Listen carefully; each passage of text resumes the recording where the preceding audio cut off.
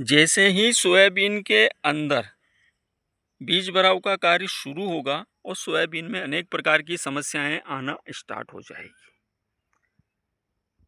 अभी तक की स्थिति में सोयाबीनें बहुत शानदार होती है, लेकिन बीज भराव के समय सोयाबीनों में अनेक प्रकार की समस्याएं आती है और सोयाबीनें कहीं कहीं पर एकदम से पीली पड़ जाती है, कहीं पर ये जो गहरा रंग लिए हुए सोयाबीन है ये बिल्कुल सफ़ेद पड़ जाती है और दाना पिचक जाता है, दाना पतला रह जाता है।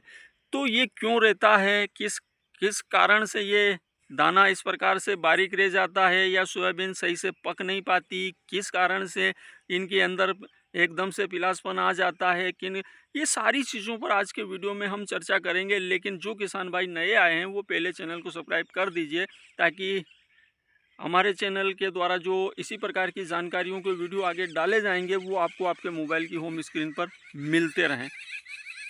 तो बने रहें वीडियो में आगे तक हमारे साथ। सोयाबीन की फसल में क्या होता है दोस्तों कि जो सोयाबीन का पौधा है इन पत्तों के अंदर क्लोरोफिल जमा करता है, और इस क्लोरोफिल का उपयोग वो कब करता है कि जब उसको बीज भराव के लिए आवश्यकता होती है।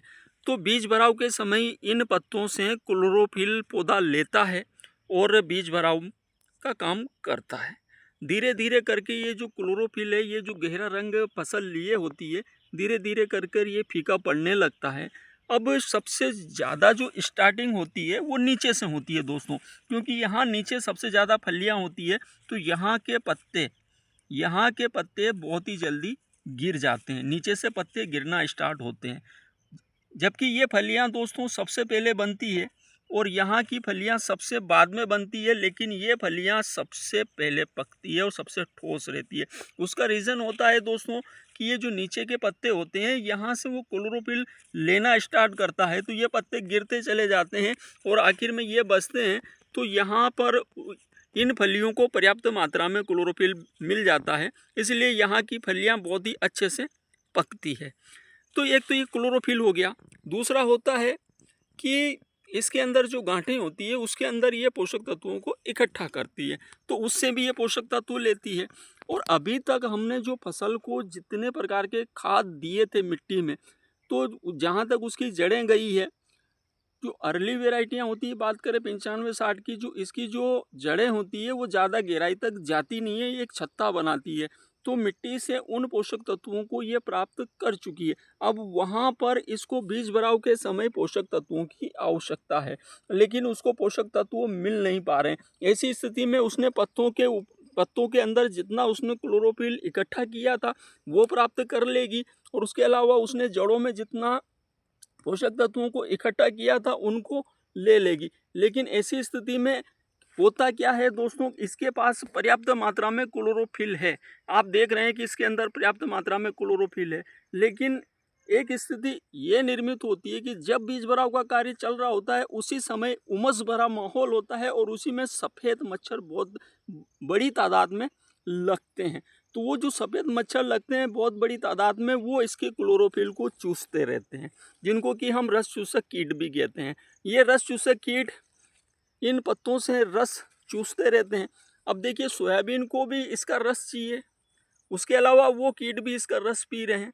तो वो कीट और सोयाबीन दोनों मिलकर इतनी जल्दी इनका जो रस है उसको ख़त्म कर देते हैं कि उसको और आवश्यकता पड़ जाती है। ऐसी स्थिति में हम यहाँ पर क्या कर सकते हैं दोस्तों कि कुछ फंगिसाइड आते हैं जो कि पौधे की संश्लेषण क्रिया को तेज करते हैं और पौधे के अंदर जो क्लोरोफिल है उसको बढ़ाने में मदद करते हैं, तो उनका उपयोग कर सकते हैं। और अगर उनका उपयोग करना नहीं चाहें तो उसके अलावा उसको जो पोषक सोयाबीन की फसल को बीज भराव के लिए जो पोषक तत्वों की आवश्यकता है मिट्टी में है नहीं है, तो ऐसी स्थिति में क्या करें, तो हम सूक्ष्म पोषक तत्वों का मिक्सचर आता है दोस्तों, जिसमें कि 8-9 प्रकार के सूक्ष्म पोषक तत्व होते हैं। कभी कभी मिट्टी में उस प्रकार के पोषक तत्व भी उपलब्ध नहीं होते हैं जो कि उसको आवश्यकता है। हमने 3-4 पोषक तत्व मिट्टी में दिए हैं, हमने फास्फोरस दिया है, पोटास दिया है, सल्फर दिया है, नाइट्रोजन दिया है, लेकिन पौधे को बहुत सारे प्रकार के पोषक तत्वों की आवश्यकता होती है। तो यहाँ पर हम सूक्ष्म पोषक तत्व ले सकते हैं। बहुत सारी कंपनियों में अलग अलग प्रकार के सूक्ष्म पोषक तत्व मिक्सचर के नाम से आते हैं, कोई लिक्विड में आते हैं, कोई खाद रूप में आते हैं। मतलब कि जो घुलनशील खाद होते हैं उनके रूप में आते हैं। तो जो सूक्ष्म पोषक तत्व है जिसके अंदर ज़्यादा से ज़्यादा सूक्ष्म पोषक तत्व हो उनको हम ले सकते हैं। अब दोस्तों जितना इसके अंदर क्लोरोफिल है, इस क्लोरोफिल से ये इसका बीज भराव कर सकती है, इतना इसके अंदर क्लोरोफिल अभी की स्थिति में है, इसको कोई दिक्कत नहीं आना चाहिए। लेकिन जो बीच में एक वो जो सफ़ेद मच्छर नाम का जो कीट है, जो रस चूसक कीट है, वो इसमें समस्या उत्पन्न कर देते हैं और वो इसके क्लोरोफिल को वो पी जाते हैं। तो इसके हिस्से का जो क्लोरोफिल है उनने पी लिया, इसीलिए इसमें समस्या आना स्टार्ट होती है दोस्तों। तो ऐसी स्थिति में जो आखिरी स्प्रे आप लें तो इल्ली की दवाई के साथ, और आप ये ना सोचें कि इल्ली लगेगी तो ही हम स्प्रे करेंगे। अगर सफ़ेद मच्छर लगे हुए हैं तो एक आध दवाई आप सफ़ेद मच्छर की भी ले सकते हैं। ऐसी कंडीशन में जहाँ सफ़ेद मच्छर ज़्यादा हैं, ऐसी कंडीशन में जो अल्लिका नाम का जो कीटनाशक आता है हम उसका उपयोग कर सकते हैं, क्योंकि वो इल्ली पर और उसके अलावा सफ़ेद मच्छर पर दोनों पर काम करता है। तो हम अल्लिका ले सकते हैं, उसके साथ में प्रोफिनोफॉस 40 ईसी, उसमें प्लस 4% साइपरिनमेथ्रिन होता है, तो हम वो ले सकते हैं। वो जो प्लस 4% साइपरिनमेथ्रिन है वो भी मच्छर पर काम करता है।